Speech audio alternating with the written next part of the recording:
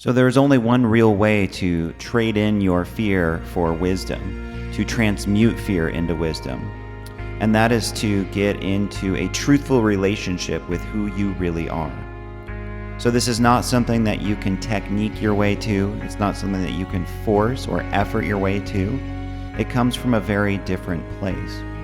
And it's really about understanding in your direct experience that the self that you call you doesn't actually exist, not in the way that you think it does. So this can be a disorienting or confusing statement for a lot of people. What does that mean to not have a self? Well, the first thing that I can assure you is that nothing is actually lost in that experience of not having a self. It's all upside. And from the position of having a solid self, that part of you that thinks it's real can hear this and feel threatened by it or put off by it because it sounds maybe unwanted to not have a self. But if you really think about it, what is your self, the label of self, what is it really? If you really examine it, it's full of thought that pulls you in all kinds of different directions, beliefs and opinions that are largely based on past conditioning and that are subjective, not objective. Your sense of self is based on the idea that there's a you inside of a body. But if you deconstruct that, you see that the body is essentially a fleeting kind of mass of particles floating in and out of existence, and that there's no actual self, no solid reference point we can call self inside of the body. It's all floating in space.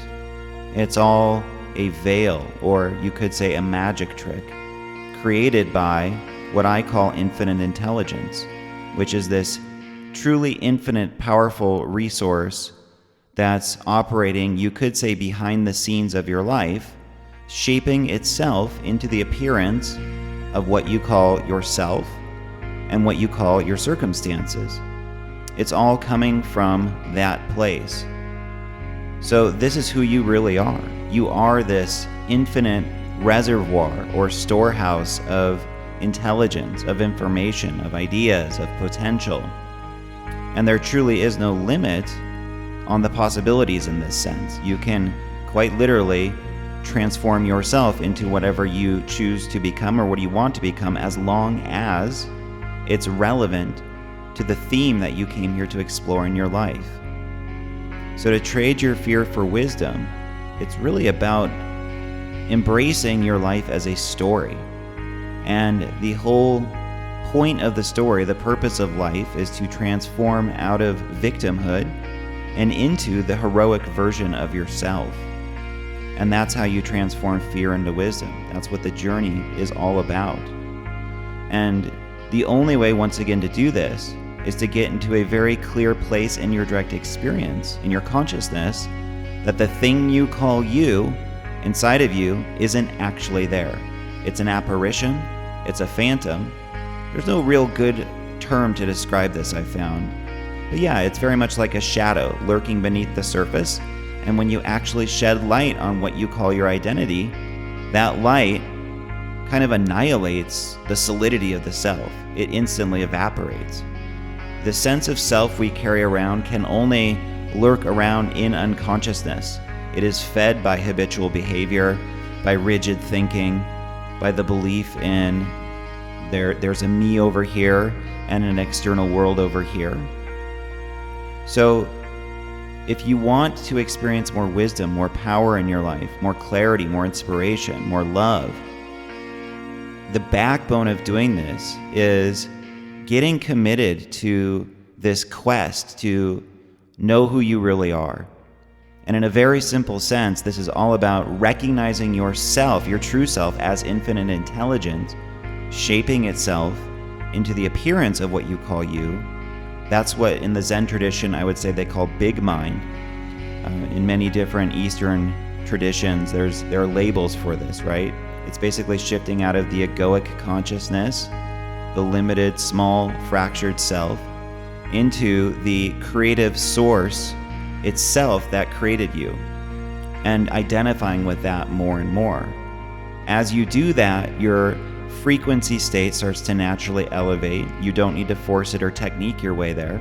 Just by seeing truthfully, you start to experience yourself as a more confident, abundant, healthy person who's worthy of love and respect and, balance and actualizing your desires in this life that really matter to you.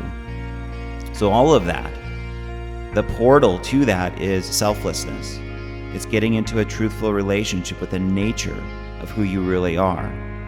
So what a lot of people do is they definitely try to technique their way there. And I used to do this too. They meditate their way there. They journal their way there. They essentially try to layer on things to their identity to figure out who they are.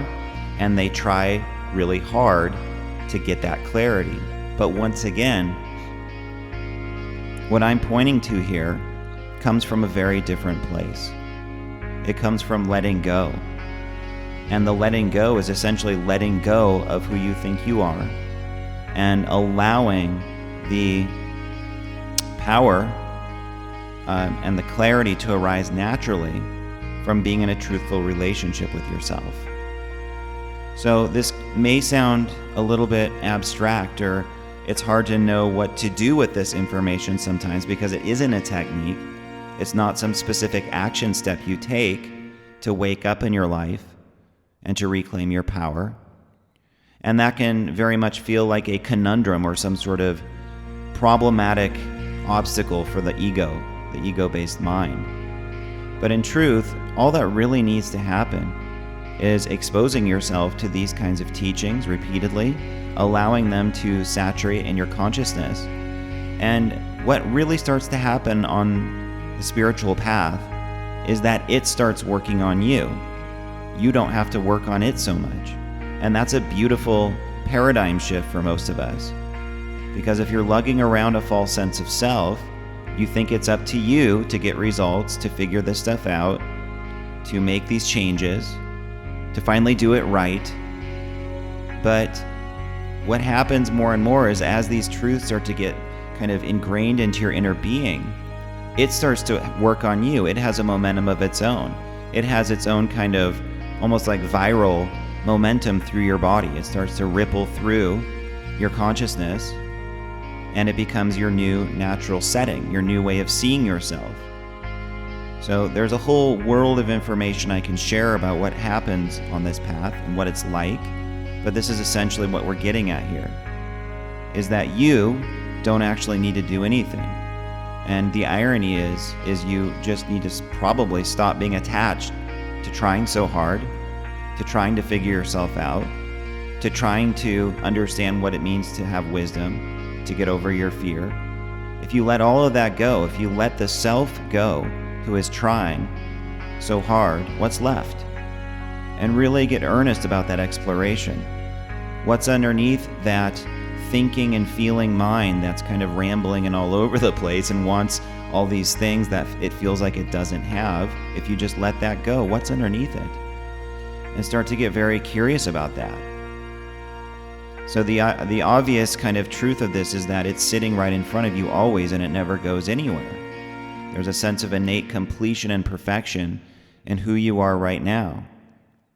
And letting go of fear is synonymous with trusting that. It's replacing the fear with a sense of trust, which then evolves more and more into just knowing and being it. You don't even have to trust it, because trust connotes there's a self in there who needs to trust it and doesn't know it yet.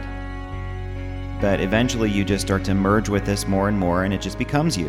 It becomes your new identity, and there's a natural quality of effortlessness to it. And that, I think, is what we all want, to not have to try so hard, to let our natural wisdom and natural strengths shine through. So these are very much seeds that I'm planting in consciousness to help you, very much as like fertilizer that's just germinating under the surface in your life. You don't need to do anything with it. Just let it percolate, let it ripple through. And the beautiful thing here is that you can't screw it up. You can't get off track.